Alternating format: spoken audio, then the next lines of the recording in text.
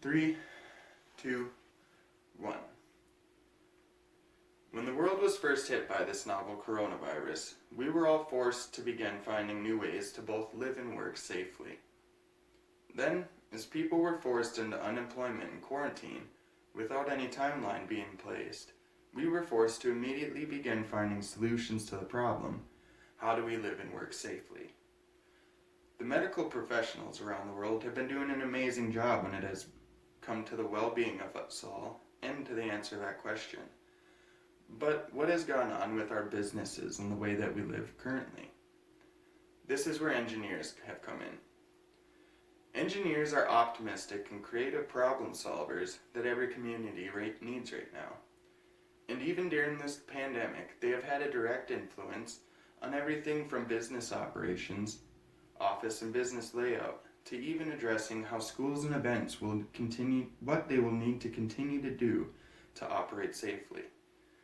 Not only are engineers incredibly involved with their work and communities, but through exploring the educational costs to become an engineering student and the overwhelmingly positive response from those students, the high wage and satisfaction rates among current employees, and exploring the positive job outlook of engineers into the future, I hope to encourage anybody to look into the field of engineering. Selling you on engineering isn't just these though. Like I said, engineering is fun, and you can expect new and exciting problems every day. So should you consider becoming an engineer?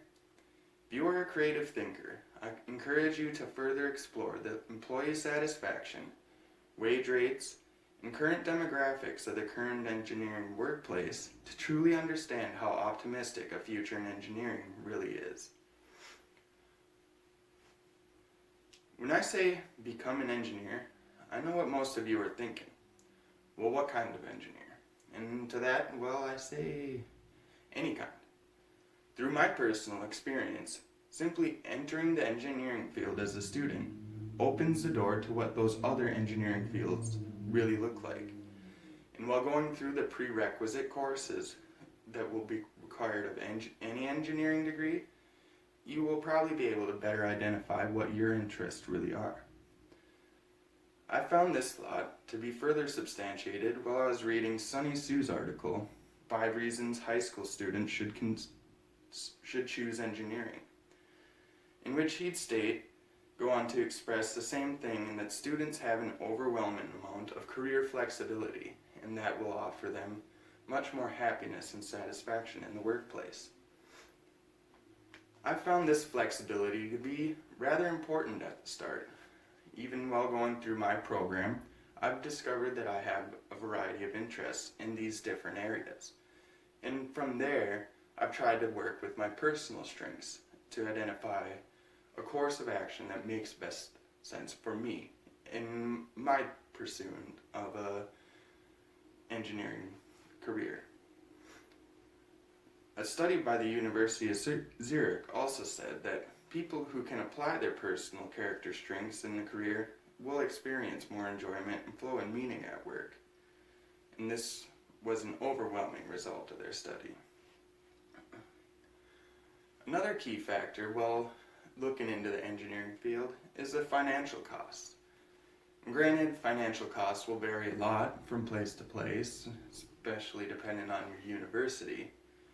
But for me, I was spending about $1,800 a quarter and $150 a quarter on books and classes. But those were my total expenses before scholarships. And after my second year, I was actually able to get over $3,000 in scholarships. And with that $3,000, I was able to drop my monthly expenses down to below $500 a month, which is really not that bad when you're looking into your future.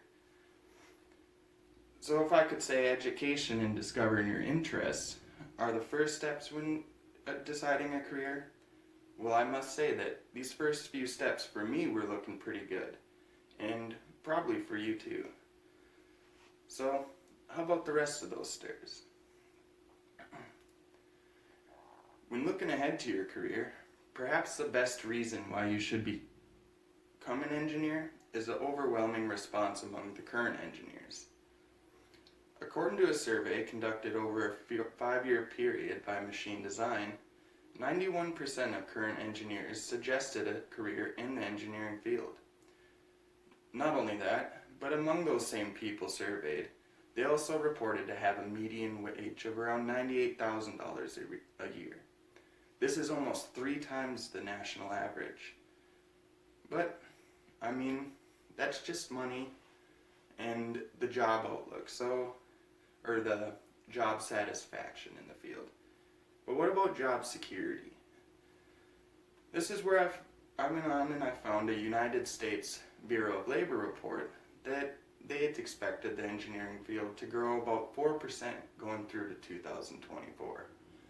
And in an interview with my teacher through the engineering program, she would say that 90% of her students would go on to find work within that same year. So I mean, even the job outlook and job security for future engineers is really optimistic. So all this, coupled with the average retiring age of current engineers, meaning in that same machine design study, about 60% of those people surveyed were over the age of 55, meaning that not only can you expect a growing number of jobs, but a lot of those current engineers are going to be retiring as well. So all these things coupled together, the opportunities for engineers are sure to continue presenting themselves. But then there was the coronavirus. Ever since the coronavirus hit us, job security has looked pretty hazy.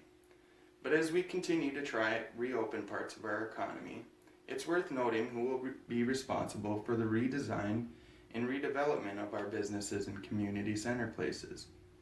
Engineers.